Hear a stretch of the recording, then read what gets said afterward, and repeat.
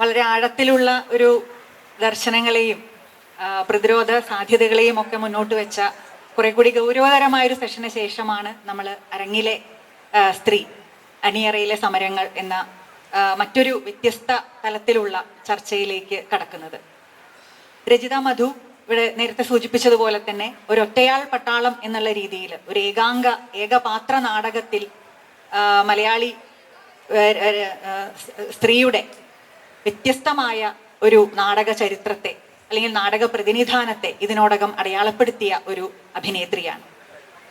അവരുടെ വാക്കുകളിലേക്ക് കടക്കുന്നതിന് മുൻപ് നമ്മുടെ നാടക സാഹിത്യ ചരിത്രത്തിൽ പൊതുവെ സ്ത്രീ നാടകവുമായി ബന്ധപ്പെട്ട് നമ്മുടെ നാടകത്തിന്റെ പൊതുചരിത്രത്തെ നമ്മൾ പരിശോധിക്കുമ്പോൾ കാണുന്ന 3 തമസ്കരണങ്ങളെ കുറിച്ചൊന്ന് പറഞ്ഞു വെക്കുന്നത് നല്ലതായിരിക്കും തോന്നുന്നു.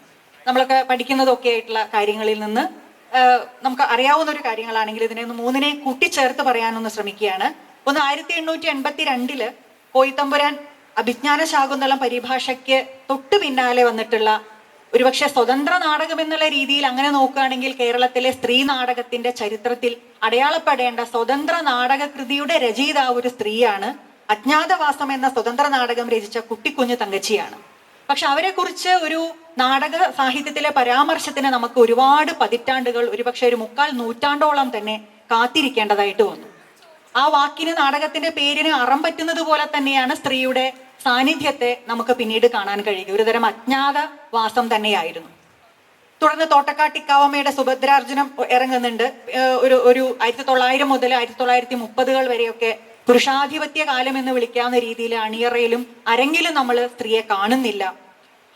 അതിനുശേഷം വന്ന വളരെ പ്രസക്തമായ അല്ലെങ്കിൽ ഏറ്റവും ഗൗരവതരമായിട്ട് കാണേണ്ട മറ്റൊരു തമസ്കരണം എന്ന് പറയുന്നത് തൊഴിൽ കേന്ദ്രത്തിലേക്ക് എന്ന് പറയുന്ന നാടകത്തിന്റെയാണ്.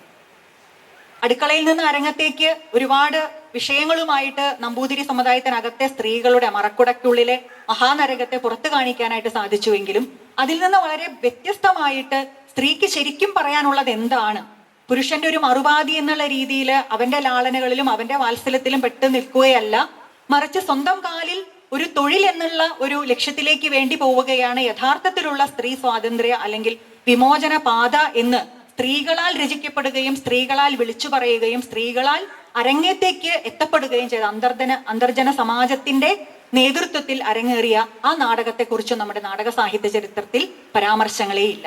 പിന്നീട് വളരെ കാലങ്ങൾക്ക് ശേഷമാണ് തൃശ്ശൂരിലെ സ്ത്രീ നാടകവേദിയൊക്കെ മുൻകൈ എടുത്തുകൊണ്ട് അതിന്റെ ഒരു അവതരണം സംഘടിപ്പിച്ചത്.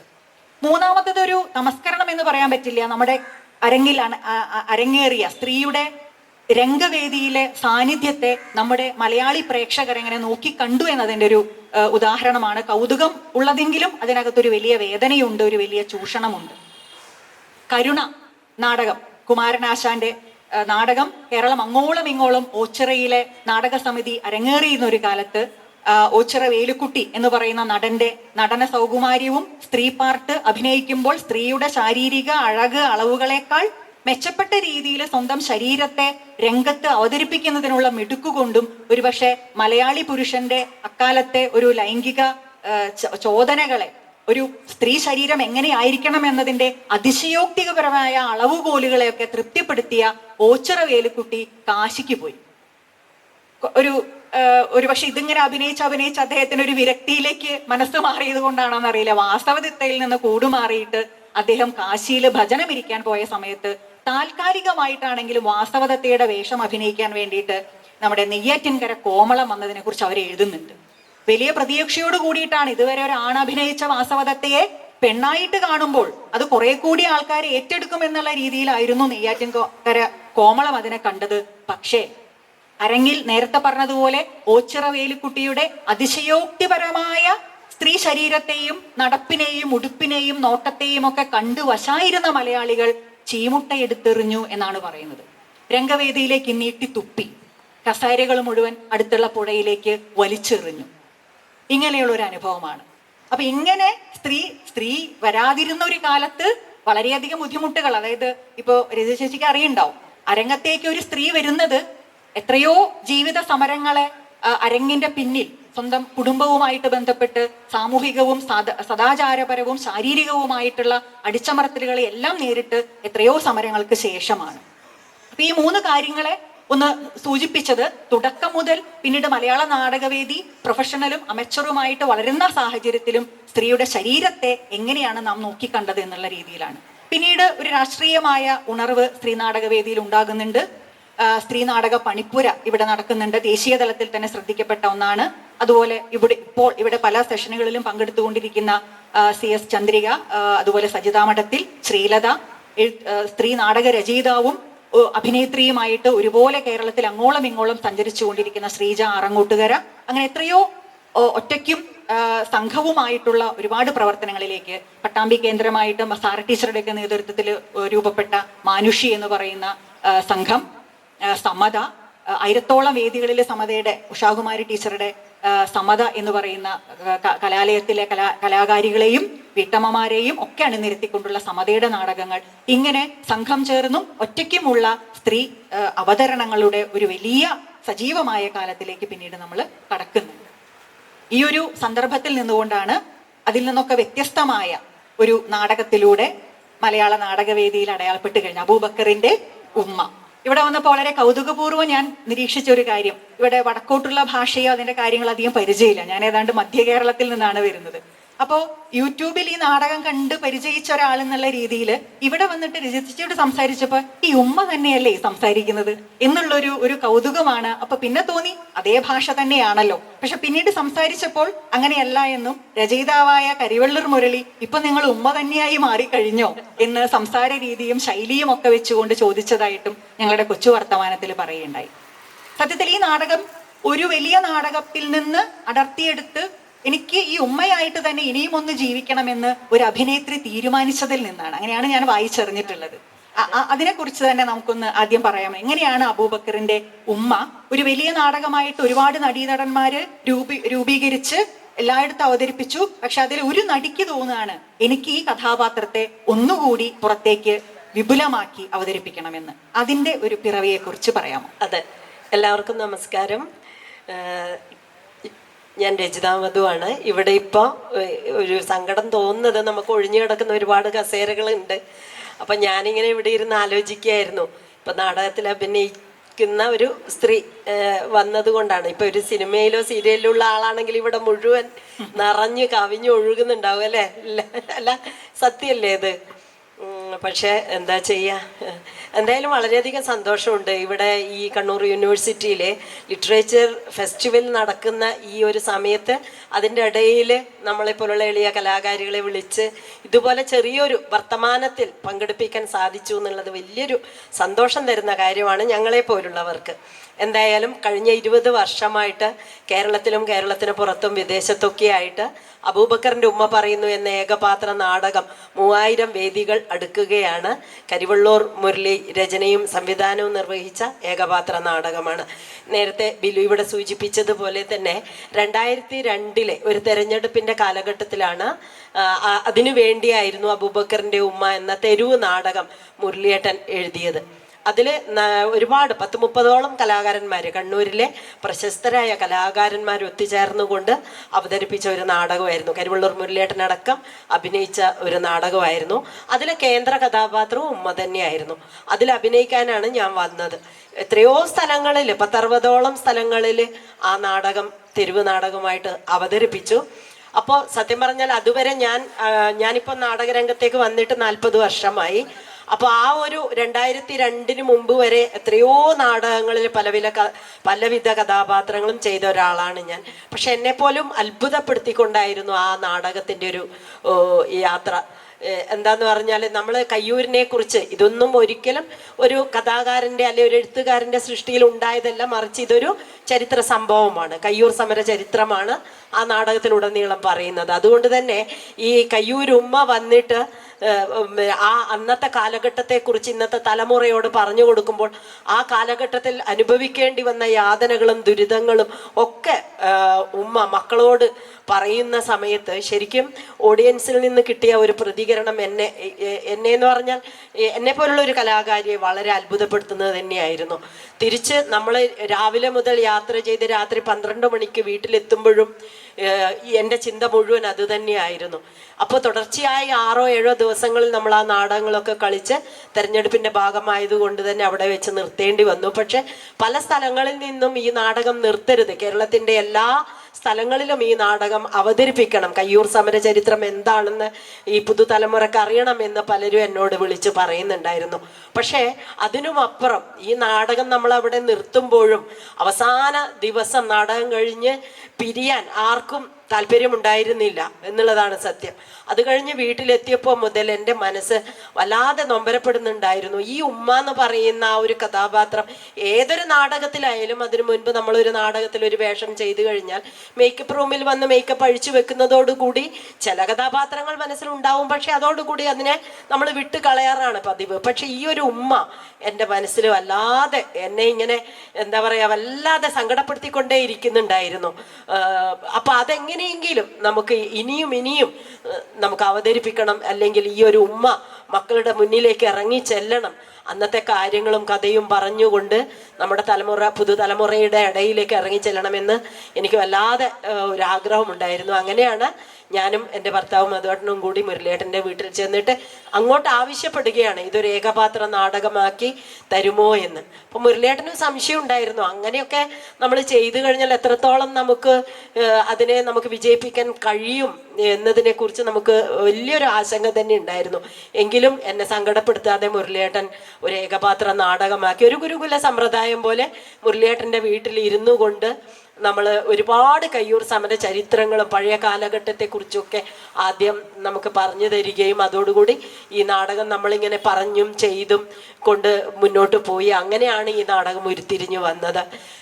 2003 ഫെബ്രുവരി 28 കണ്ണൂർ ജില്ലാ കമ്മിറ്റി ഓഫീസിന്റെ മുറ്റത്ത് വെച്ച്, ഇതുപോലെ മുറ്റത്ത് വെച്ചിട്ടായിരുന്നു ആ നാടകം ആദ്യമായിട്ട് അവതരിപ്പിച്ചത്. അതിൻ്റെ ഉദ്ഘാടനം ചെയ്തത് അന്നത്തെ കണ്ണൂർ ജില്ലാ സെക്രട്ടറി ആയിരുന്ന MV ഗോവിന്ദ മാഷായിരുന്നു, അപ്പുക്കുട്ടൻ മാഷ് ഉണ്ടായിരുന്നു, കരുവള്ളൂർ മുരളിയേട്ടൻ ഉണ്ടായിരുന്നു.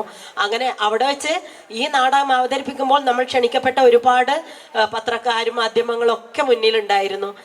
വലിയ സംശയത്തോടു കൂടി തന്നെയാണ് ആ നാടകം അവിടെ അവതരിപ്പിച്ചത്. 1 മണിക്കൂർ നേരം എല്ലാവരെയും നമ്മൾ എന്താ പറയുക ഇങ്ങനെ ഈ നാടകത്തിലേക്ക് മാത്രമായി കൊണ്ടുവരിക എന്നുള്ളത് ഒരു കലാകാരിയെ സംബന്ധിച്ചിടത്തോളം വലിയ ബുദ്ധിമുട്ട് തന്നെയായിരുന്നു. പക്ഷേ നാടകം വളരെ ആവേശത്തോടു കൂടി അവതരിപ്പിച്ച് കഴിഞ്ഞപ്പോൾ വലിയൊരു നിശബ്ദതയായിരുന്നു എനിക്ക് കിട്ടിയിരുന്നത്. വല്ലാത്ത ആശങ്കയോടുകൂടി ഞാൻ ഉമ്മയിൽ നിന്ന് രചിതയിലേക്ക് വന്ന് ഞാൻ അവരെ ഇങ്ങനെ നോക്കി നിൽക്കുകയായിരുന്നു. ഒരു 10 നിമിഷം കഴിഞ്ഞപ്പോഴാണ് മുഴുവൻ ആൾക്കാരും എഴുന്നേറ്റ് നിന്ന് എന്താ പറയുക കുറച്ച് സമയത്തേക്കുള്ള കയ്യടി തന്നെയായിരുന്നു. എല്ലാവരും ഓടി വന്ന് എൻ്റെ അടുത്തേക്ക് വന്ന് കൈതരിയും സ്ത്രീകളൊക്കെ വന്ന് കെട്ടിപ്പിടിക്കുകയും വല്ലാത്തൊരു ആവേശം തന്നെയായിരുന്നു ആ ഒരു വേദി എന്ന് പറയുന്നത്. ശരിക്കും അവിടെയോ അല്ലെങ്കിൽ 2-3 വേദികളിൽ ഈ നാടകം അവതരിപ്പിക്കാൻ പറ്റുമെന്ന് വിചാരിച്ചിരുന്ന ഞങ്ങളെപ്പോലും ഞെട്ടിച്ചുകൊണ്ട് പിറ്റേന്ന് തുടങ്ങിയ യാത്രയായിരുന്നു ഉമ്മയ്ക്ക്. ഒരു ദിവസം തന്നെ 3ഓളം വേദികളിൽ ആ നാടകം അവതരിപ്പിക്കാനുള്ള അവസരങ്ങൾ അന്ന് ഉണ്ടായിരുന്നു. പിന്നെ ഒരു തരം ഓട്ടം തന്നെ പറയേണ്ടി വരും. ഒരു ദിവസത്തെ റെസ്റ്റ് പോലും ഇല്ലാതെ ദിവസവും 3-4 വേദികളിൽ ഈ നാടകം അവതരിപ്പിച്ചു കണ്ട് മുന്നേറുകയായിരുന്നു. ആ ഒരു 2003 തുടങ്ങിയ ഒറ്റക്കുള്ള ആ ഒരു പോരാട്ടം ഇപ്പോഴും ഈ എന്താ പറയുക ഈ കഴിഞ്ഞ ഏപ്രിൽ വരെ നാടകം അവതരിപ്പിച്ചു. കൊറോണ വരെ നിരന്തരമായ ഉമ്മ അവതരിപ്പിച്ചുകൊണ്ടിരുന്നു. പക്ഷേ കൊറോണയ്ക്ക് ശേഷം കുറച്ച് 2 വർഷത്തോളം നാടകം അവതരിപ്പിക്കാതിരുന്നു. എൻ്റെ ജീവിതത്തിൽ ഈ 40 വർഷത്തിനിടയിൽ നാടകമില്ലാതിരുന്ന ഒരു 2 വർഷമായിരുന്നു ആ സമയം. 2020-21 ഇപ്പോൾ വീണ്ടും സജീവമായി നാടകം കളിച്ചുകൊണ്ടിരിക്കുകയാണ്. എന്തായാലും ഈ ഒരു അബൂബക്കറിൻ്റെ ഉമ്മ എന്ന ഏകപാത്ര നാടകം അവതരിപ്പിക്കാൻ തുടങ്ങിയതിന് ശേഷം തന്നെയാണ് കേരളത്തിലായാലും എവിടെയായാലും രചിത മധു എന്ന് പറയുമ്പോൾ അബൂബക്കറിൻ്റെ ഉമ്മയല്ലേ എന്ന് ചോദിച്ചുകൊണ്ട് ആൾക്കാർ ഇങ്ങോട്ട് വന്ന് കൈതരുന്ന ഒരവസ്ഥ ഉണ്ടായതിന് അത് കരുവള്ളൂർ മുരളിയേട്ടനോടും കുടുംബത്തോടുമാണ് എൻ്റെ ഏറ്റവും വലിയ കടപ്പാട്.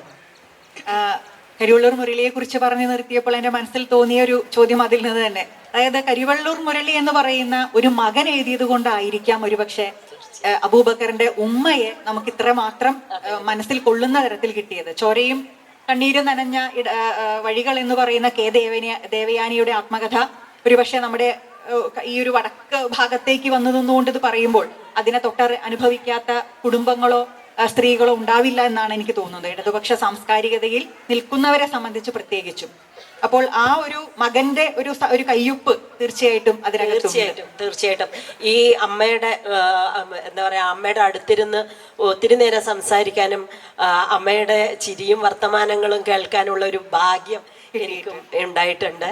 എന്തായാലും ആ ഒരു അമ്മ അവരുടെ പഴയ കാലത്ത് അവര് ചവിട്ടി നടന്ന മുള്ളും എന്താ പറയാ തീക്കനലും അല്ലാതെ പട്ടുമെത്തൊന്നും ആയിരുന്നില്ല അവരുടെ ജീവിതത്തിൽ ഉണ്ടായിരുന്നത്.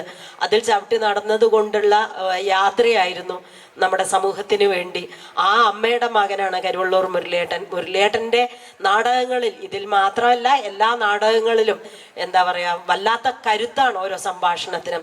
നമ്മൾ അഭിനയിക്കുന്നവരെപ്പോഴും പറയാറുണ്ട്, മറ്റു നാടകങ്ങൾ ഒരുപാട് നല്ല നാടകങ്ങൾ ഞാൻ ചെയ്തിട്ടുണ്ട്, പക്ഷേ മുരളിയേട്ടൻ്റെ നാടകങ്ങൾ ചെയ്യുമ്പോൾ ഉണ്ടാവുന്ന ഒരു ഊർജം എന്ന് പറയുന്നത് ഒരു കലാകാരിക്ക് ഏറ്റവും കൂടുതൽ വേണ്ടുന്ന ഒരു കാര്യമാണ്. അതേപോലെ നമ്മൾ എന്തൊക്കെയോ കാട്ടിക്കൂട്ടുകയല്ല, മറിച്ച് ഇതുപോലുള്ള കഥാപാത്രങ്ങൾ ചെയ്യുമ്പോൾ നമ്മുടെ സമൂഹത്തിന് നമ്മൾ എന്താണോ കൊടുക്കേണ്ടത് അത് നമ്മൾ മുഴുവനായിട്ട് കൊടുക്കുകയാണ്. ഇപ്പോൾ ഒരു സിനിമ പോലെയല്ല, സിനിമ നമ്മൾ കാണുമ്പോൾ അല്ലെങ്കിൽ അഭിനയിക്കുമ്പോൾ കിട്ടാത്തൊരു സംതൃപ്തിയാണ് ഒരു നാടകത്തിലൂടെ നമുക്ക് കിട്ടിക്കൊണ്ടിരിക്കുന്നത്. ഒരു 2-2.5 മണിക്കൂറോ ഒരു നാടകത്തിലേക്ക് നമ്മൾ തട്ടകത്തിലേക്ക് കയറി കഴിഞ്ഞാൽ ആ ഒരു കഥാപാത്രമാണ് മാത്രമാണ്, രചിത എന്ന് പറയുന്ന ഒരാളില്ല. അപ്പോൾ ആ ഒരു നാടകം തീരുന്നത് വരെ വല്ലാത്തൊരു എന്താ പറയുക കഥാപാത്രമായി മാറിക്കഴിഞ്ഞാൽ ഉണ്ടാവുന്ന ഒരു തിക്കുമുട്ടൽ എന്ന് പറയുന്നത് അത് അനുഭവിച്ചാൽ മാത്രം അറിയാവുന്ന കാര്യമാണ്. നമ്മൾ അവിടെ ചെയ്ത ആ കാര്യത്തിന്, അത് നല്ലതോ ചീത്തയോ, നാടകം നമ്മൾ ഒരു സ്റ്റേജിൽ അവതരിപ്പിച്ചു കഴിഞ്ഞാൽ ആ ഓൺ ദ സ്പോട്ടിൽ തന്നെ നമുക്ക് അതിനുള്ള മറുപടി കിട്ടിയിരിക്കും. അതാണ് നാടകത്തിൻ്റെ ഏറ്റവും വലിയൊരു കാര്യമായിട്ട് എനിക്ക് തോന്നിയിട്ടുള്ളത്. അത് എന്താണോ ജനങ്ങൾക്ക് പറയാനുള്ളത്, അല്ലെങ്കിൽ എന്താണോ അവരുടെ പ്രതികരണം, അത് അപ്പം തന്നെ കിട്ടിയിരിക്കും എന്നുള്ളതാണ്. എൻ്റെ ഈ ഉമ്മ നാടകത്തിൽ ഓരോ മണിക്കൂറും വളരെ സ്ട്രെയിൻ ചെയ്തിട്ടാണ് ഈ നാടകം അവതരിപ്പിക്കുന്നത്. അപ്പോൾ ശരിക്കും പല അസുഖങ്ങളും ശരീരത്തിനുണ്ടാവാം ഓരോ വേദിയിലേക്ക് പോകുമ്പോൾ. ഭയമായിരുന്നു എങ്ങനെ ഞാൻ 1 മണിക്കൂർ ഈ നാടകം അവതരിപ്പിക്കുമെന്ന്. പല വേദികളിലും ഞാനിങ്ങനെ എന്താ പറയുക വല്ലാത്ത ആശങ്കപ്പെട്ടിട്ടുണ്ട്. പക്ഷേ എന്നെ പോലും അത്ഭുതപ്പെടുത്തി, ചില സ്ഥലങ്ങളിൽ നാടകം കളിക്കാൻ പോകുമ്പോൾ സൗണ്ട് ഉണ്ടാവില്ല. ഞാൻ നേരത്തെ പറഞ്ഞല്ലോ, ദിവസവും നാടകമാണ്, അത് 2-3 സ്ഥലങ്ങളിൽ ശബ്ദമെടുത്ത് ശബ്ദം തീരെ ഇല്ലാതാകുന്ന ഒരവസ്ഥയിലേക്ക് പോയി.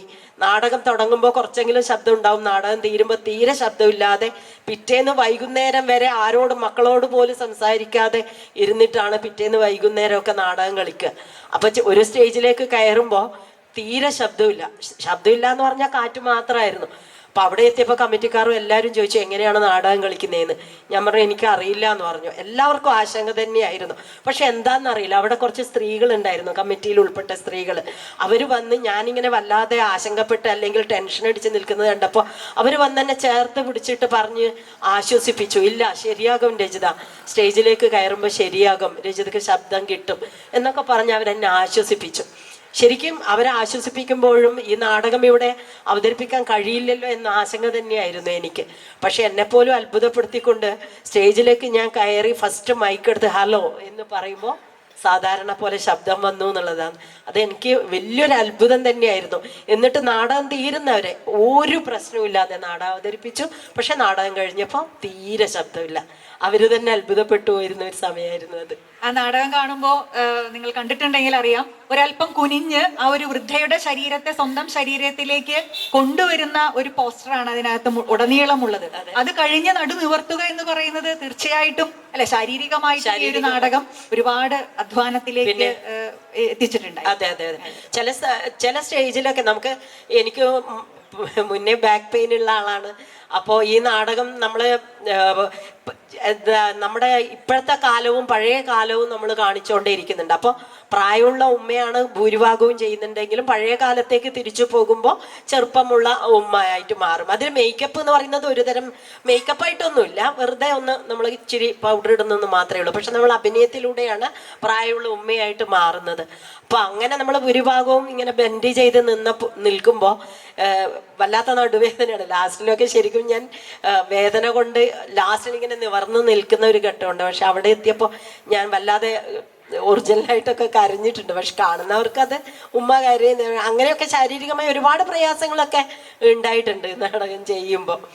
ഇനി മറ്റൊരു തലത്തിലേക്ക് പോവുകയാണെങ്കിൽ എനിക്ക് വ്യത്യസ്തമായിട്ട് തോന്നിയ ഒരു അഭിപ്രായം, രജിതേച്ചി നാടകത്തെക്കുറിച്ചും നാടക ജീവിതത്തെക്കുറിച്ചും എഴുതിയപ്പോൾ മറ്റൊരു നാടക അഭിനേത്രിയിൽ നിന്നും കിട്ടാത്തൊരു പരാമർശം, അതായത് ആദ്യകാല പരിഹാസങ്ങൾ ഒഴിച്ചാൽ ദുരനുഭവങ്ങൾ ഉണ്ടായിട്ടില്ല എന്ന് വളരെ കൃത്യമായ ഒരു പ്രസ്താവന രൂപത്തിൽ കിട്ടുകയുണ്ടായി. അതിനൊരു കാരണം എനിക്ക് തോന്നുന്നു എന്തായിരിക്കാം, അതായത് ഇത്തരത്തിലുള്ള ഒരു നാടകം അത് ഒരു ഇടതുപക്ഷ വേദികളിൽ അഭിനയിക്കുമ്പോൾ കിട്ടുന്നതിന്റെ ഒരു സംരക്ഷണമെന്നോ അല്ലെങ്കിൽ ഒരു കരുതലെന്നോ ഒക്കെ പറയാവുന്ന ഒരു. തീർച്ചയായും 16-ാമത്തെ വയസ്സിലാണ് ഞാൻ നാടകരംഗത്തേക്ക് കടന്നു വരുന്നത്. നാടകം പാഷനായിട്ടോ അല്ലെങ്കിൽ അഭിനയിക്കാനുള്ള ആവേശം കൊണ്ടോ ഒന്നും ആയിരുന്നില്ല. വളരെ യാദൃച്ഛികമായിട്ട് 10ാം ക്ലാസ് കഴിഞ്ഞ് വീട്ടിലെ പട്ടിണിയും പരിവട്ടവുമാണ്. അന്നത്തെ കാലമാണല്ലോ, വല്ലാത്ത ദുരിതമാണ്. ഇന്നത്തെ കുട്ടികൾക്ക് അത് കേൾക്കുമ്പോൾ എന്താ പറയാ, ചിലപ്പോൾ പുച്ഛം തോന്നാം. അവർക്ക് പട്ടിണി എന്ന് പറഞ്ഞാൽ അറിയില്ല ഇന്നത്തെ തലമുറയ്ക്ക്. പക്ഷെ നമ്മുടെയൊക്കെ കാലത്ത് ഒരു നേരമെങ്കിലും നന്നായി ഭക്ഷണം കഴിക്കാൻ കൊതിച്ചു പോയ കാലമായിരുന്നു എൻ്റെ ചെറുപ്പം. ഞാൻ ഇടയ്ക്കൊന്ന് പറയട്ടെ, 16-ാം വയസ്സിൽ ഒരു പെൺകുട്ടിക്ക് കിട്ടേണ്ട ഭക്ഷണം ആണ് എൻ്റെ അമ്മയ്ക്ക് എന്നെ സരസ്വതി ചേച്ചിയുടെ കൂടെ നാടകത്തിന് പറഞ്ഞയക്കാനുണ്ടായ കാര്യമെന്ന് പറയുമ്പോൾ ഈ കണ്ണുകൾ ഇന്ന് അല്പം മുമ്പ് നിറഞ്ഞത് ഞാൻ കണ്ടിരുന്നു. അത് ഒരു വല്ലാത്തൊരു അനുഭവം. കാരണം എൻ്റെ അമ്മ പുറംപണിക്ക് പോയിട്ടാണ് ഞങ്ങളൊക്കെ വളർത്തിയത്. അപ്പോൾ 16 വയസ്സുള്ള ഒരു പെൺകുട്ടി എന്ന് പറയുന്ന സമയത്ത് അമ്മ എപ്പോഴും പറയും നല്ല ഭക്ഷണം കൊടുത്ത്, എന്താ പറയുക, നല്ല ഒരു പെൺകുട്ടികളുടെ ഒരു മാറ്റം വരുന്ന ഒരു സമയമാണ്. അപ്പോൾ നല്ലൊരു ഭക്ഷണം തരാനോ വേണ്ടുന്ന കാര്യങ്ങൾ ചെയ്യാനോ എൻ്റെ അമ്മക്ക് സാധിച്ചിരുന്നില്ല. അപ്പോഴാണ് സരസ്വതി ചേച്ചി എന്നെ നാടകത്തിലേക്ക് ക്ഷണിക്കുന്നത്. അപ്പോൾ അമ്മ ആഗ്രഹിച്ച കാര്യം മോള് നാടകത്തിന് പോയി കൊണ്ടുവരുന്ന പൈസയുടെ കാര്യമായിരുന്നില്ല, മറിച്ച് സരസ്വതിയുടെ കൂടെ പോയാൽ എൻ്റെ മകൾക്ക് നല്ലൊരു ഭക്ഷണം കിട്ടുമല്ലോ എന്നുള്ള മാത്രമായിരുന്നു എൻ്റെ അമ്മ ആഗ്രഹിച്ചത്. പക്ഷെ ഞാൻ ആഗ്രഹിച്ചത് എൻ്റെ അമ്മയെ എനിക്ക് സംരക്ഷിക്കണം, കാരണം ഈ ഒരു പട്ടിണിയും ദുരിതത്തിൽ നിന്നും എൻ്റെ കുടുംബത്തെ എനിക്ക് സംരക്ഷിക്കണം എന്നുള്ള ഒറ്റ ലക്ഷ്യം മാത്രമായിരുന്നു എൻ്റെ മുന്നിലുണ്ടായിരുന്നത്. അങ്ങനെയാണ് ഞാൻ വളരെ യാദൃച്ഛികമായിട്ട് നാടകത്തിലേക്ക് വന്നത്. ചെറുപ്പം മുതലേ നൃത്തം ചെയ്യുമായിരുന്നു. അതുകൊണ്ട് തന്നെ കുറച്ച് അഭിനയം വശം ഉണ്ടായിരുന്നു, അല്ലാതെ മറ്റൊന്നും എനിക്കറിയില്ലായിരുന്നു. അങ്ങനെ നാടകത്തിലേക്ക് വന്നു. ഇതാണ് എൻ്റെ തട്ടകം എന്നെനിക്ക് മനസ്സിലാവുകയും വളരെ ആത്മാർത്ഥതയോടുകൂടി തന്നെ നമ്മൾ ഓരോ നാടകവും കിട്ടുമ്പോൾ അതിങ്ങനെ പഠിച്ചുകൊണ്ടേ ഇരിക്കുകയായിരുന്നു. സ്കൂളിൽ പഠിക്കാൻ 10ാം ക്ലാസ് വരെ സാധിച്ചിട്ടുള്ളൂ. അതൊരു വല്ലാത്ത നൊമ്പരമായി ഇപ്പോഴും മനസ്സിൽ കൊണ്ടു നടക്കുന്ന ആളാണ് ഞാൻ. അപ്പോൾ ഓരോ സ്ക്രിപ്റ്റും കയ്യിൽ കിട്ടുമ്പോൾ വല്ലാത്ത ആവേശത്തോടു കൂടി തന്നെ ഞാൻ പഠിക്കുമായിരുന്നു. അപ്പോൾ ഇന്ന് വരെയും രജിത നാടകത്തിൽ അഭിനയിക്കുന്ന സമയത്ത് ഒരു ഡയലോഗ് പോലും തെറ്റിപ്പോവുകയോ അല്ലെങ്കിൽ നാടകത്തിൽ അഭിനയിക്കുമ്പോൾ ഡയലോഗിന് വേണ്ടി കാതോർക്കുകയോ ചെയ്യേണ്ടി വന്നിട്ടില്ല. അതെൻ്റെ ഒരു വലിയ വാശി തന്നെയായിരുന്നു, അതിപ്പോഴും അതെ. അപ്പോൾ അങ്ങനെ നാടകം തുടർന്ന് ഒരുപാട് കിട്ടി. വീട്ടിലെ പട്ടിണി മാറി, എല്ലാവരും വളരെ നല്ല വസ്ത്രങ്ങൾ ധരിക്കാൻ തുടങ്ങി. ഒക്കെ എനിക്ക് നാടകത്തിലൂടെ നേടിയെടുക്കാൻ സാധിച്ചു.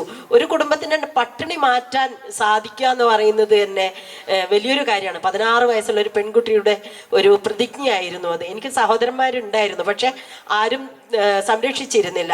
ആ ഒരു വാശി 16-ാമത്തെ വയസ്സിൽ ആ പെൺകുട്ടിയുടെ മനസ്സിൽ കുടിയേറി. അതുകൊണ്ട് തന്നെ എൻ്റെ അമ്മയുടെ മരണം വരെയും ആർക്കും ഞാൻ എൻ്റെ അമ്മയെ വിട്ടുകൊടുത്തിരുന്നില്ല. അമ്മ എൻ്റെ ഒപ്പം നിന്ന് തന്നെയാണ് മരിച്ചത്. അമ്മയുടെ എല്ലാ ആഗ്രഹങ്ങളും സാധിച്ചു കൊടുക്കാനും എല്ലാം എനിക്ക് സാധിച്ചിട്ടുണ്ട്. പക്ഷെ അന്നത്തെ കാലത്ത് നാടകം ചെറിയ വേതനമായിരുന്നു നാടകത്തിലൂടെ നമുക്ക് കിട്ടിക്കൊണ്ടിരുന്നത്. പക്ഷേ അന്ന് ഇഷ്ടംപോലെ നാടകങ്ങൾ ഉണ്ടായിരുന്നു. നമ്മൾക്ക് ഏത് ഗ്രാമത്തിലേക്ക് ഇറങ്ങിച്ചെന്നാലും അവിടെ എത്രയോ കലാസമിതികൾ ഉണ്ടാവും. ആ കലാസമിതിയിൽ ഒരു വാർഷികം വരുമ്പോൾ നാടകമില്ലാതെ അവർക്ക് വാർഷികം ഇല്ലായിരുന്നു. വൈകിയാണ് നാടകമെങ്കിലും നാടകം പ്രധാന ഘടകം തന്നെയായിരുന്നു. അതുകൊണ്ട് തന്നെ ഇഷ്ടംപോലെ നാടകങ്ങൾ കിട്ടുമായിരുന്നു. ഒരു മാസം 23 നാടകങ്ങളൊക്കെ അമച്വർ നാടകങ്ങൾ ഞാൻ ചെയ്തിട്ടുണ്ട്. പക്ഷെ ഞാനിപ്പോൾ ഒരു വർഷം 2 or 3 അമച്വർ മാത്രമേ ചെയ്യുന്നുള്ളൂ. നാടകങ്ങൾ ഒരുപാട് കുറഞ്ഞു. ഇന്ന് പ്രൊഫഷണൽ നാടകങ്ങളാണ് ഏറ്റവും അധികം യാത്ര ചെയ്തുകൊണ്ടിരിക്കുന്നത്. പ്രൊഫഷണൽ വണ്ടികളാണ് നമ്മൾ കണ്ടുകൊണ്ടിരിക്കുന്നത്. ഒരുപാട് ഘടകങ്ങളുണ്ട്, തടസ്സങ്ങളുണ്ട്. സാമ്പത്തികം തന്നെയാണ് പ്രധാനം. ഒരു ഗ്രാമീണ വായനശാലയ്ക്ക് ഒരു നാടകം എടുത്ത് അവതരിപ്പിക്കണമെങ്കിൽ ഇന്ന് വലിയ സാമ്പത്തിക ബുദ്ധിമുട്ടുണ്ട്. അതുകൊണ്ട് തന്നെ പിന്മാറുകയാണ് പലരും. പക്ഷെ പകരം എങ്ങനെയെങ്കിലും പിരിച്ച് പ്രൊഫഷണൽ നാടകക്കാർക്ക് കൊടുത്താൽ അവർ വന്ന് നാടകം കളിച്ചോളും, നമുക്ക് വലിയ ബുദ്ധിമുട്ടൊന്നുമില്ല എന്നുള്ളൊരവസ്ഥയിലേക്ക് മാറി. ഇപ്പോൾ പ്രൊഫഷണൽ നാടകങ്ങളാണ് ഏറെയും കളിച്ചുകൊണ്ടിരിക്കുന്നത്. എന്നാൽ അതിൽ നിന്നൊക്കെ മാറി വരുന്നുണ്ട്. ഇപ്പോൾ സജീവമായി നാടകം ഇപ്പോൾ തുടങ്ങുന്നുണ്ട്. അപ്പോൾ 16-ാമത്തെ വയസ്സിൽ ഈ ഒരു പെൺകുട്ടി നാടകരംഗത്തേക്ക് കടന്നു വരുമ്പോൾ അതിനെ 2 കൈയും നീട്ടി സ്വീകരിക്കാൻ നമ്മുടെ സമൂഹം തയ്യാറായിരുന്നില്ല ആ കാലത്ത്. ഇപ്പോഴും നാടകം എന്ന് പറയുമ്പോൾ മുഖം ചൊളിക്കുന്നവരുണ്ട് നമ്മുടെ സമൂഹത്തിൽ, ഇല്ല എന്ന് ഞാൻ ഒരിക്കലും പറയില്ല. പക്ഷെ അന്നത്തെ കാലത്തെ അപേക്ഷിച്ച് ഇന്ന് നാടകത്തിന് ഒരുപാട് മാറ്റങ്ങൾ ഉണ്ടായിട്ടുണ്ട്. നമ്മുടെ സമൂഹം അംഗീകരിക്കാൻ തുടങ്ങിയിട്ടുണ്ട്. അപ്പോൾ അന്ന് കിട്ടുന്ന ആ തുച്ഛമായ വരുമാനം പക്ഷെ മതിയായിരുന്നു നമുക്ക് സുഖമായി ജീവിക്കാൻ. അങ്ങനെയാണ് യാത്ര മുന്നോട്ട് പോയത്. അതിനുശേഷം എത്രയോ നാടകങ്ങളിലൂടെ നല്ല കഥാപാത്രങ്ങൾ അവതരിപ്പിക്കാനുള്ള അവസരങ്ങൾ എനിക്കുണ്ടായിട്ടുണ്ട്. 1989 മരണക്കിണർ എന്ന നാടകത്തിന് ഏറ്റവും നല്ല നടിക്കുള്ള സംഗീത നാടക അക്കാദമി അവാർഡ്, 2002 ആകാശവാണിയിൽ നല്ല നടിക്കുള്ള ശബ്ദമാണല്ലോ, ഡബിംഗ് ആർട്ടിസ്റ്റ് ആണ്. ഒപ്പം തന്നെ അതെ, ചേർത്ത് പറയേണ്ട ഒരു കാര്യം, അബൂബക്കറിന്റെ ഉമ്മയിൽ നിന്ന് പിന്നീട് സിനിമാ രംഗത്തേക്ക് കടന്നപ്പോൾ മറ്റ് തരത്തിലുള്ള അമ്മമാരായിട്ട് തന്നെയാണ്. റാണി പത്മിനി എന്നുള്ള കുറച്ച് വർഷങ്ങൾക്ക് മുൻപ് ഇറങ്ങിയ സിനിമയിൽ റിമ കല്ലിങ്കലിന്റെ അമ്മയായിട്ടാണ്. ഇപ്പോൾ ഇന്ന് സംസാരിച്ചപ്പോഴാണ് വിനീത് ശ്രീനിവാസന്റെ അമ്മയായിട്ട് വരാനിരിക്കുന്ന ഒരു സിനിമയിലുണ്ട്. അപ്പോ അബൂബക്കറിന്റെ ഉമ്മ എന്ന് പറയുന്ന തീക്കനലിൽ പൊള്ളി നിൽക്കുന്ന രാഷ്ട്രീയ മുഖമുള്ള ഒരു അമ്മയിൽ നിന്ന് സിനിമ എന്ന് പറയുന്ന മാധ്യമത്തിലെ അമ്മമാരിലേക്കുള്ള ഒരു മാറ്റം ഉണ്ടല്ലോ, എങ്ങനെയാണ് അതിനെ കാണുന്നത്? അതെ, ഞാന് ശരിക്കും പറഞ്ഞു കഴിഞ്ഞാല് ഒരു 20 വർഷം മുന്നേ രചിത മധു എന്ന് പറയുന്ന ഒരു സ്ത്രീ എങ്ങനെയായിരുന്നു, അല്ലെങ്കിൽ ആ 20 വർഷത്തിനിപ്പുറം എങ്ങനെയായിരുന്നു എന്നുള്ളത് ശരിക്കും എന്നിൽ വന്ന ഒരുപാട് മാറ്റങ്ങളുണ്ട്. അബൂബക്കറിന്റെ ഉമ്മ എന്ന നാടകം ചെയ്തതിന് ശേഷം എന്നിലെ സ്ത്രീക്ക് ഒരുപാട് മാറ്റങ്ങൾ ഉണ്ടായിട്ടുണ്ട്. അതിനു മുൻപേ നമുക്ക് എന്താ പറയാ, ആരോ തരുന്ന കഥാപാത്രങ്ങൾ നമ്മളിങ്ങനെ വേദിയിൽ അവതരിപ്പിക്കുന്നു പോകുന്നു എന്നല്ലാതെ വേദിയിൽ കയറി നിന്ന് 2 വാക്ക് സംസാരം, അതിനുള്ള അവസരങ്ങൾ കുറവായിരുന്നു. പണ്ടൊക്കെ നാടകത്തിലെ നടികളെ സ്റ്റേജിലേക്ക് വിളിച്ചിരുത്തി 2 വാക്ക് സംസാരിക്കാൻ പറയാന്നൊക്കെ പറയുന്നത് വളരെ അപൂർവമായിട്ട് ലഭിക്കുന്ന കാര്യങ്ങളായിരുന്നു. എന്നെ സംബന്ധിച്ച് ഈ അബൂബക്കറിന്റെ ഉമ്മ എന്ന നാടകത്തിലൂടെ പിന്നീട് ഒരുപാട് വേദികൾ ഇതുപോലെ കിട്ടിയിട്ടുണ്ട്. അതിൻ്റെ ഒരു ധൈര്യവും എനിക്കുണ്ടായിട്ടുണ്ട്. അതുപോലെ നമ്മുടെ സമൂഹത്തിൽ എന്തൊക്കെ നമ്മൾ കാണുന്നു അതിനോട് പ്രതികരിക്കാൻ, നമുക്ക് പറ്റാത്തതിനെ പ്രതികരിക്കാനുള്ള ഒരു ധൈര്യം എനിക്ക് കിട്ടിയിട്ടുണ്ട്. അതൊക്കെ ഈ ഉമ്മയിലൂടെ കിട്ടിയതാണെന്ന് തന്നെയാണ് ഞാൻ വിശ്വസിക്കുന്നത്. 15 സിനിമകൾ ചെയ്തു. ഇപ്പോൾ അമ്മ വേഷങ്ങളിൽ ഇപ്പോൾ ചില സിനിമകളിൽ ചെയ്തുകൊണ്ടിരിക്കുകയാണ്. ശരിക്കും എല്ലാവരും പറയും സിനിമയാണ് ഏറ്റവും എന്താ പറയുക ഈസി.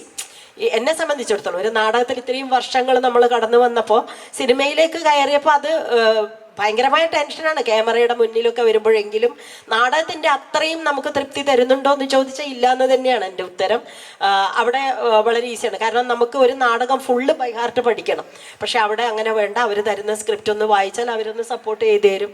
അപ്പോൾ വളരെ രസകരമായി നമുക്ക് ഷൂട്ട് മുന്നോട്ട് പോകും. അതിലും എത്രയോ ടെൻഷനാണ് ഓരോ നാടകവും ചെയ്യുമ്പോൾ. പക്ഷേ സിനിമയായാലും നാടകമായാലും അഭിനയമാണ് എൻ്റെ ഒരു കാറ്റഗറി. അപ്പോൾ അതിൽ ഏത് കഥാപാത്രത്തെ എൻ്റെ കയ്യിൽ കിട്ടിയാലും അതിനെ മനോഹരമാക്കാൻ ഞാൻ 100% ശ്രമിക്കാറുണ്ട്. ഒരു കാര്യം കൂടി ചോദിക്കാമെന്ന് കരുതുന്നു. നമ്മുടെ സമയം ഏതാണ്ട് ആയി കഴിഞ്ഞു അല്ലേ? ഈ ഒരു നാടകമാണ് ഇപ്പൊ ഇന്നിവിടെ രചിത മധു എന്ന് പറയുന്ന അഭിനേത്രി ഇവിടെ എത്തിച്ചതും നമ്മുടെ സംഭാഷണത്തിന്റെ മുഴുവൻ നമ്മളിപ്പോ കേട്ടുകൊണ്ടിരുന്നതിൽ ഉള്ളടക്കവും ആ ഒരു കഥാപാത്രത്തെ വെച്ചുകൊണ്ട് തന്നെയായിരുന്നു. അത് തന്നെ ഒരു പരിമിതിയായിട്ട്, അതായത് മറ്റൊരുപാട് കഥാപാത്രങ്ങളായിട്ട് പകർന്നാടാൻ കിട്ടുമായിരുന്ന അവസരങ്ങളെ അബൂബക്കറിന്റെ ഉമ്മ എന്ന് പറയുന്ന ഒരൊറ്റ കഥാപാത്രത്തിലേക്ക് അവന്റെ അഭിനയ ജീവിതത്തെ ഒരു ചുരുക്കുന്നത് പോലെയായിട്ട് തോന്നിയിട്ടുണ്ടോ? അല്ലെങ്കിൽ ഇനി അതിൽ നിന്ന് മാറിയിട്ട് ഒരു കഥാപാത്രത്തെ അവതരിപ്പിക്കാൻ കിട്ടുകയാണെങ്കിൽ അതാരായിരിക്കും? ഇനിയും എൻ്റെ മനസ്സിലാഗ്രഹം ഇനിയും ഇതുപോലുള്ള ഉമ്മയെ പോലുള്ള ഒരുപാട് കഥാപാത്രങ്ങൾ അവതരിപ്പിക്കണമെന്ന് തന്നെയാണ് എൻ്റെ മനസ്സിൽ.